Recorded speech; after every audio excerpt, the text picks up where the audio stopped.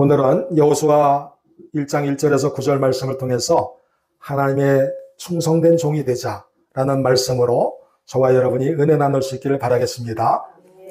하나님의 종은 주의 종이라고 부르기도 하고, 오늘날 우리 대한민국에서는 주로 목사님들을 가리키는 말로 쓰이고 있습니다. 그러나 넓은 의미에서 보게 되면 목사님들만을 가리키는 것이 아니라 모든 성도들을 향하여서 해당되는 그와 같은 말씀임을 믿으면서 여러분들 모두가 하나님의 충성된 종이 다 되실 수 있기를 바라겠습니다. 하나님의 종은 하나님이 택하시고 부르시고 그리고 선택한 사람으로서 하나님과의 관계를 중요시하는 사람입니다. 그래서 하나님의 뜻과 하나님의 영광을 최우선시하면서 살아가는 사람을 하나님의 종이라고 하는 것입니다. 베드로전서 2장 16절 말씀을 보게 되면 너희는 자유가 있으나 그 자유로 악을 가리는 데 쓰지 말고 오직 하나님의 종과 같이 하라, 이렇게 말씀을 하고 있습니다. 이 세상의 풍속에 머물지 말고 하나님께 순종하면서 하나님께 영광을 돌려드리는 삶을 살라고 하는 것입니다. 하나님의 종은 영생을 소망하는 사람이 되어야 됩니다. 여러분, 바라는 것들이 많겠지만 무엇보다도 영원히 사는 것, 영생을 소원하실 수 있기를 바라겠습니다.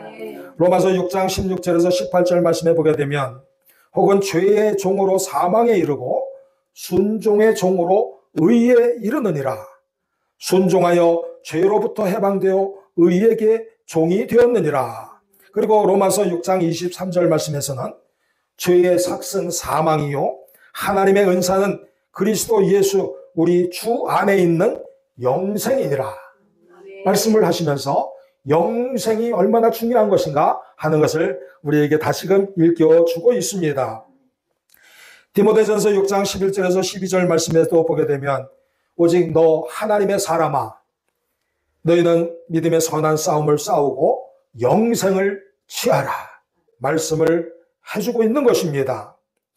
충성된 종은 일평생 동안 그 믿음과 의로움으로 살아가고 하나님의 약속을 믿고 기대하고 그리고 영생을 소망하면서 살아가는 삶이 되어야 되는 것입니다. 그러므로 여러분의 인생의 목표를 이 땅에 머물게 하지 마시고 하늘나라의 소망을 들 수 있는, 영생의 소망을 들 수 있는 그러한 귀한 충성된 종들이 다 되시기를 진심으로 소원합니다. 하나님께서는 하나님의 종을 쓰실 때 그 사람이 얼만큼 능력이 있느냐, 그걸 보고 쓰지 않으신다고 하는 것입니다.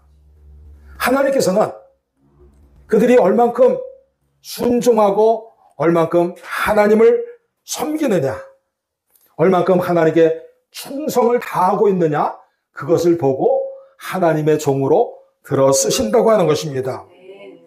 여러분이 가정에 충실하고 또 회사에 충성을 다하고 우리나라에 충성을 다하면서 우리가 살고 있습니다마는 하나님께 충성을 다할 때 그 가정과 회사와 이 나라에 대한 그 충성이 더더욱 빛을 발하게 될 줄로 굳게 믿습니다. 하나님의 종은 하나님과 가까이 하는 사람이 되어야 되겠습니다. 하나님의 종은 하나님과 가까이 하면서 대화할 수 있는 사람이 되어야 됩니다. 멀리 있으면은 의사소통이 되질 않습니다. 그래서 좀 더 가까이, 하나님께로 더 가까이 나아오기를 주님께서는 원하고 계시다고 하는 것입니다. 그래서 야고보서 4장 8절 말씀에는 하나님을 가까이 하라, 그리하면 너희를 가까이 하시리라, 이렇게 말씀하셨고, 시편 73편 28절 말씀을 보게 되면 하나님께 가까이 함이 내게 복이라, 이런 말씀을 해주고 있는 것입니다. 여러분들이 이제껏 하나님을 사랑하고 하나님께 가까이 나오셨지만 더 가까이 나오라고 하는 그 말씀을 믿고 따르실 수 있기를 바라겠습니다.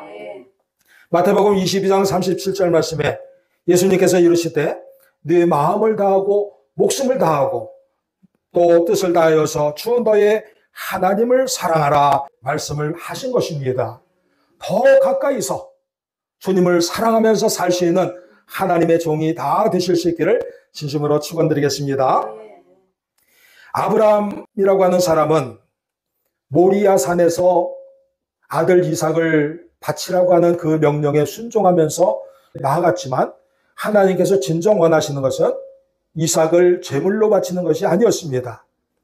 아브라함에게 얼마만큼 하나님을 생각하고 얼마만큼 하나님께 충성을 다하고 있느냐, 그것을 시험하기 위해서 한 것이었었는데 아브라함은 그 시험에 통과해서 이제 하나님께서 예비해 놓으신 그 순양으로 대신 제물을 바치고 하나님을 기쁘시게 해드리는 사건이 있었습니다.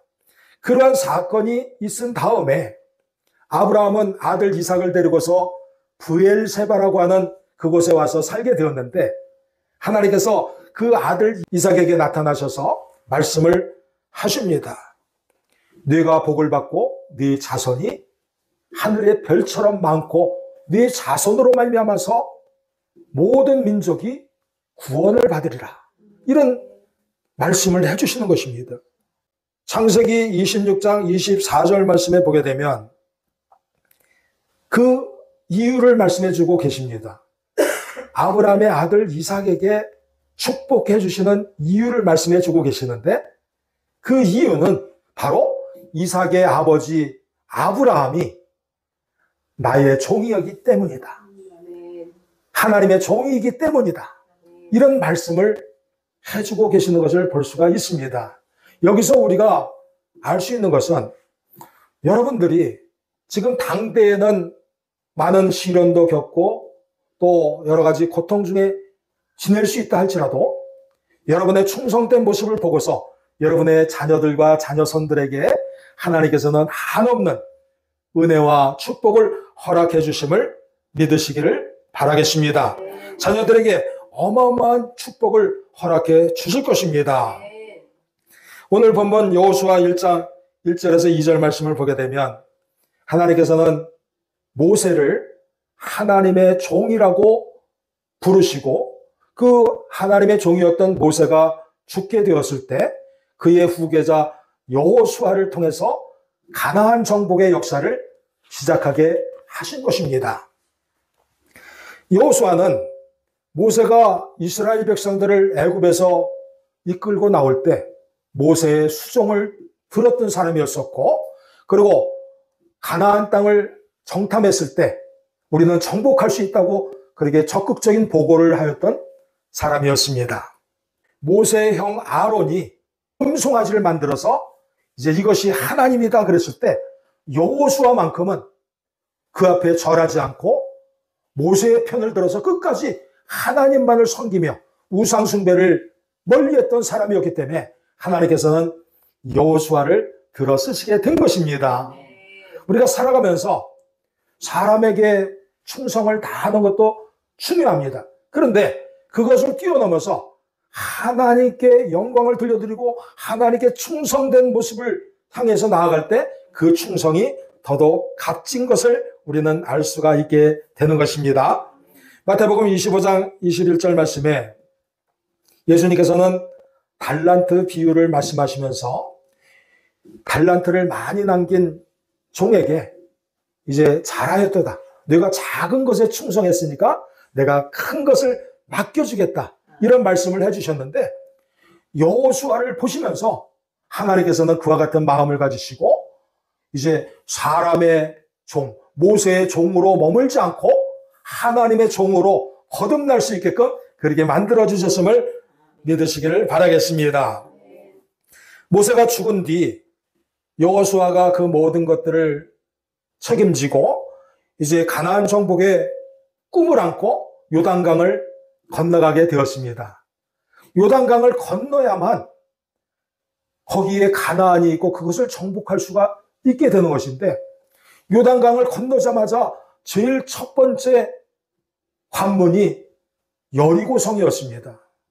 여리고성은 아주 누구도 공략할 수 없게끔 어마어마하게 강력하게 이렇게 요새처럼 만들어진 성이었습니다. 요 며칠 전에 이스라엘과 하마스 간의 전쟁이 시작되고 지금 진행이 되고 있는데, 이 하마스라고 하는 것이 팔레스타인에 그러한 소속되어 있는 무슬림, 그런 이슬람 교도들의 집단인데, 이 팔레스타인 영역을 많이 장악을 하고 있으면서 이스라엘과 전쟁을 지금 벌이고 있습니다. 그런데 여기서 우리가 주목할 것은 여리고라고 하는 그곳이 바로 이 팔레스타인의 영역 안에 있는 지역이라고 하는 것입니다. 옛날에도 이제 가나안의 영역에 있었던 그 여리고 성을 그렇게 정복하려고 이렇게 보니까 자기들이 정복할 수 있을 정도의 정벽이 아니었습니다. 어마어마한 정벽이었었어요. 그래서 그것을 바라보면서 이제 담대했었던 여호수아마저도 머뭇거리게 되고, 이스라엘 백성들은 우리는 못할 것 같다 그러면서 이렇게 낙심하고 있을 때 그 성벽 쪽에서 칼을 든 남자가 등장을 합니다. 그래서 여호수아가 그 사람에게 묻습니다. 너는 우리 편이냐 아니면 저 여리고 사람들 편이냐? 그렇게 물으니까 그 칼을 든 남자가 대답하기를, 나는 여리고 편도 아니고 너 편도 아니고 나는 하나님의 편이다. 나는 하나님의 군대 장관이다. 그러면서 하나님께서 보내신 하나님의 군사임을 밝혔던 것입니다. 그래서 그 앞에 여호수아는 무릎을 꿇고 경배를 하면서 내가 어떻게 해야 되겠습니까? 주여, 내가 어떻게 해야 되겠습니까? 그렇게 질문을 드렸습니다. 그랬더니 여호와의 군대 장관이 명령을 합니다. 네가 서 있는 이 땅은 거룩한 땅이니 여기서 너의 신발을 벗어라. 그러한 명령을 듣고서 여호수아는 당장 그 신발을 벗고 경배를 하게 되었던 것입니다. 구약시대의 관습을 보게 되면 어떤 신성한 장소나 중요한 사건들을 만나게 되었을 때 신발을 벗는 것이 관례였습니다. 출애굽기 3장 5절 말씀에서도 보게 되면 모세가 80살에 소명을 받고 이제 호렙산이라고 하는 것에 올랐을 때 거기에 가시나무 떨기에서 불이 붙었습니다. 근데 그 앞에 서서 어찌할 바를 모르고 있었을 때 하나님의 음성이 들렸습니다. 모세야, 모세야, 네가 서 있는 그 땅은 거룩한 곳이니 네 발에서 신을 벗으라. 아멘. 그런 말씀을 모세에게도 이미 하셨던 것입니다. 아멘. 신을 벗으라고 하는 그 말은 단순하게 신발을 벗어놓는다 그런 뜻이 아닙니다. 신을 벗으라는 말은 자신의 능력이나 또 자신의 지위, 이러한 것들에 대해서 교만함이나 오만함을 버리고 하나님 앞에 겸손하게 무릎을 꿇어야 됨을 말씀해 주고 있는 것입니다. 또한 세속적인 생각으로 머물지 말고 하나님께 대한 순수한 사랑을 회복하라고 하는 그와 같은 말씀인 것입니다. 아울러서 형식적이고 거칠애로 신앙생활을 하는 것이 아니라 내면에서부터 우러나오는 신실함과 충성됨과 참된 신앙의 자리로 나아가야 됨을 의미하는 것입니다.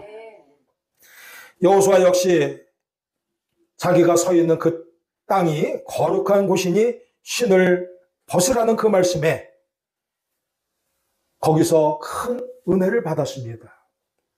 이제껏 여리고 성을 바라보면서 저걸 어떻게 정복을 하나 그렇게 걱정하며 근심하고 두려워하면서 떨고 있던 여호수아에게 새로운 힘이 생기게 되었던 것입니다. 거룩한 땅이라고 하는 것, 그것은 바로 하나님께서 임재하시는 땅이라고 하는 것을 깨닫게 된 것입니다. 하나님께서 역사하시는 그 땅이라고 하는 것을 깨닫게 되는 것입니다.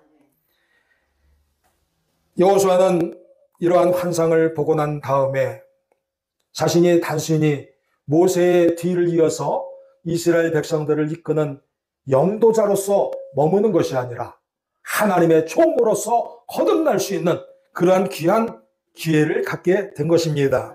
또한 약속의 땅, 축복의 땅을 정복하기 위해서는 자신의 능력이 중요한 것이 아니라 하나님의 임재하심과 하나님의 간섭하심이 필요하다고 하는 것을 그는 깨닫게 된 것입니다. 여러분들도 그와 같은 마음을 가지실 수 있길 바랍니다. 우리 역시 어떠한 상황에서도 하나님께서 함께 하신다고 하는 그 믿음을 가지고 하나님의 편에 설 수 있는 우리 모두가 되어야 되겠습니다. 이와 같은 깊은 깨달음을 얻은 여호수아는 백성들을 모아놓고서 연설을 합니다. 이제 우리가 결정해야 될 때다. 우리 삶 가운데서 섬길 자를 선택을 해야 되는데 나와 내 집은 하나님 한 분만을 섬기겠다. 너희가 섬길 자를 오늘 택하라. 이렇게 연설을 하면서 이스라엘 백성들로 하여금 하나님의 종이 될 것을 권고를 하였던 것입니다. 이처럼 여호수아는 모세의 종으로서 사람을 잘 섬겼을 뿐만 아니라 무엇보다도 하나님을 잘 섬김으로 말미암아서 이제 하나님의 위대한 일을 감당하는 종이 되었던 것입니다. 여호수아는 결국 가나안 정복의 첫 관문인 여리고성을 정복하게 되었습니다. 그런데 여호수아 6장을 보게 되면 너희가 여리고를 정복하기 위해서 칼과 창을 들고 나가는 것이 아니라 여리고성을 일주일 동안 매일같이처럼 한 바퀴씩 돌고 일주일째 되는 날에 7번을 돌면서 이제 나팔을 불고 함성을 질러라. 그러면 여리고성이 무너질 것이다. 그 지시를 따라서 온 백성들이 순종을 하게 되었을 때 결국 여리고성이 무너지게 되고 정복의 역사가 시작되게 된 것입니다. 우리도 살아가면서 때때로 여리고 성벽과 같은 어려움을 만날 때가 있습니다. 문제나 장애물을 만나게 되었을 때 우리는 절망하는 대신에 이곳이 거룩한 땅임을 믿으면서 하나님께서 함께 하심을 믿으면서 용기를 낼 수 있는 모든 성도들이 다 되시길 바라겠습니다. 여러분이 서 있는 곳은 하나님의 거룩한 땅입니다. 여러분이 서울에 있든 아니면은 지방에 계시든 아니면 미국에 있든 아니면 어디에 계시든지 간에 여러분이 서 있는 그 땅은 거룩한 땅입니다. 여러분이 일하고 있는 그곳은 땀을 흘리는 노동의 장소이지만 그곳은 하나님께서 역사하시는 거룩한 땅임을 믿으시고 나가시길 바라겠습니다. 그래서 인생의 전쟁터와 같은 그곳에 하나님께서 임재하시고 하나님께서 역사하시고 여호수아에게 군대 장관을 보내주셨던 것처럼 여러분의 삶의 현장에 하나님의 천군 천사들을 보내어 주셔서 여러분의 삶을 귀하고 복된 곳으로 인도하여 주심을 믿고 승리할 수 있기를 바라겠습니다. 시편 101편 6절 말씀에는 이렇게 말씀하고 있습니다. 내 눈이 이 땅에 충성된 자를 살펴 나와 함께 살게 하리니 완전한 길에 행하는 자가 나를 따르리로다. 하나님께서 충성된 여러분들을 살펴서 찾아내 하나님의 종으로 삼으시겠다고 하는 것입니다. 주님의 제자들, 예수님의 제자들은 그렇게 주님께서 찾아서 살펴가지고 찾은 그 제자들은 그 부르심에 즉각적으로 응답을 했습니다. 여러분들도 하나님께서 부르시고 찾으실 때 즉각적으로 순종할 수 있는 귀한 성도들 다 되시기를 바라겠습니다. 이사야 선지자는 하나님의 뜻에 즉각적으로 순종한 사람이었습니다. 이사야 6장을 보게 되면 이제 이사야가 주의 종으로 부름을 받았을 때 하나님의 보좌에 관한 환상을 보게 되었습니다.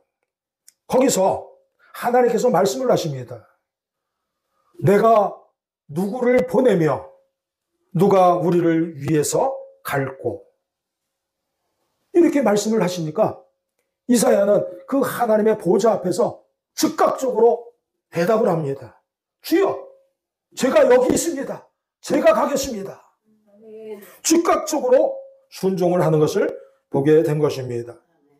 그런데 하나님께서 명령하시는 그 말씀, 그 내용은 탐탁지 않은 것이었습니다.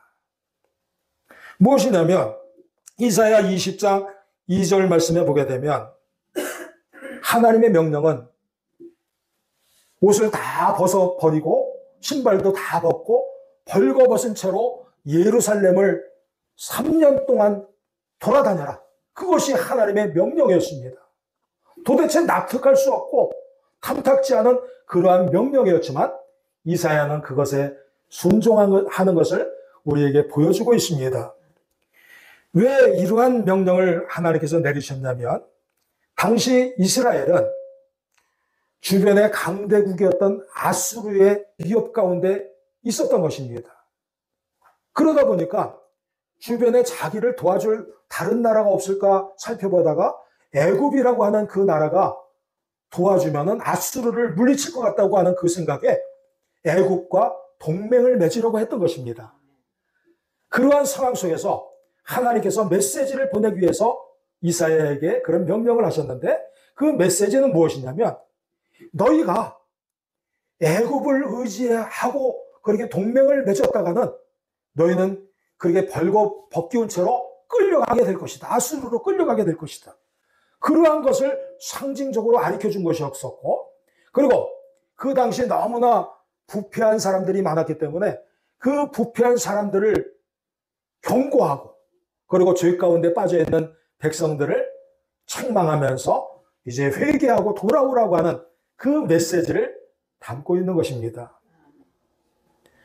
그런데 중요한 메시지지만 이사야가 행해야 되는 몸의 상징적인 그러한 모습들은 정말 처참한 것이었었고 조롱거리였었고 비난거리였었던 것입니다. 아마 사람들은 그러한 이사야의 모습을 보면서 비웃고 조롱하고 낄낄거리고 이런 모습들을 보였을 것입니다. 그것도 한 번이 아니라 무려 3년 동안이나 계속해서 그와 같은 상징적인 행동을 한 것을 우리는 알 수가 있는데 이러한 속에서 이사야에게 있어서는 사람들의 비난과 조롱이 문제가 되지 않았음을 우리는 기억을 해야 되겠습니다.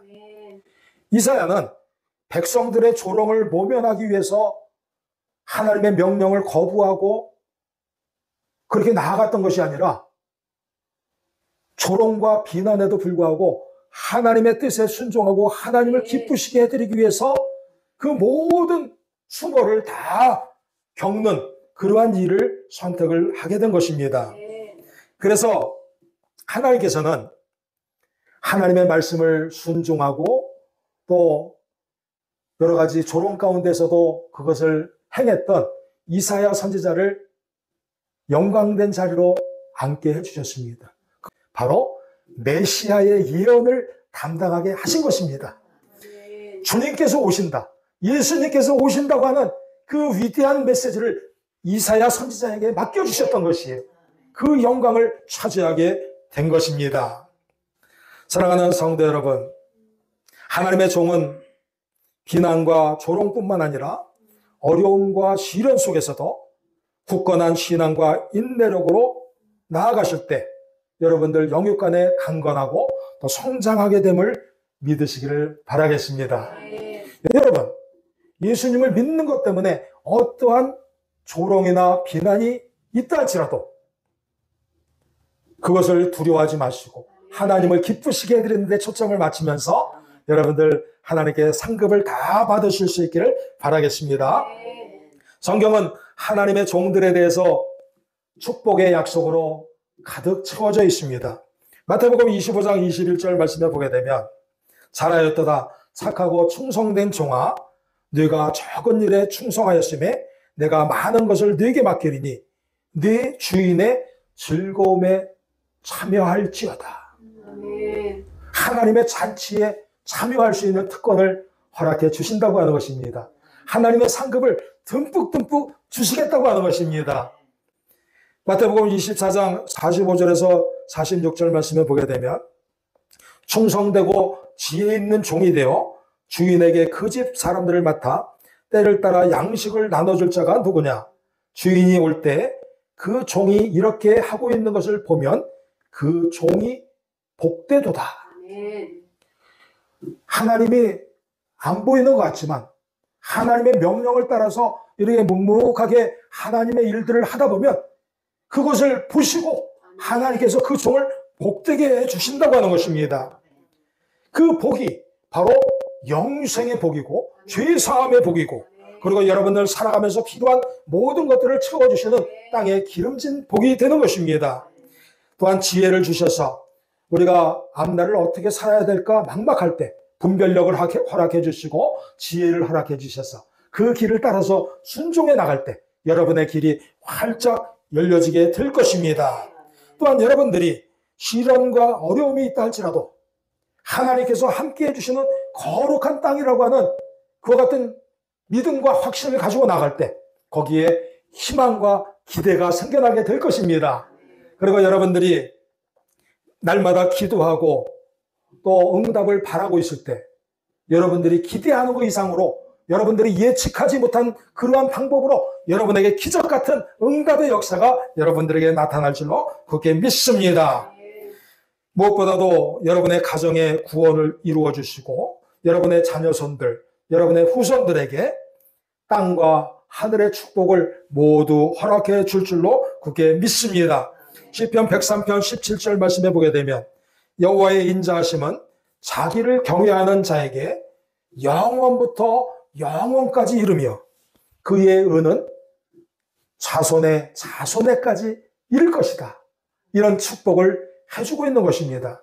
여러분이 하나님의 신실한 종이 될 때, 하나님의 착하고 의로운 종이 될 때 여러분들에게 주시는 복은 여러분이 희생하고 헌신하는 것, 그거는 비교도 안 될 정도로 어마어마하게 여러분의 가정과 산업과 자녀손들에게 축복으로 허락해 줄 줄을 굳게 믿으면서 말씀을 마치겠습니다.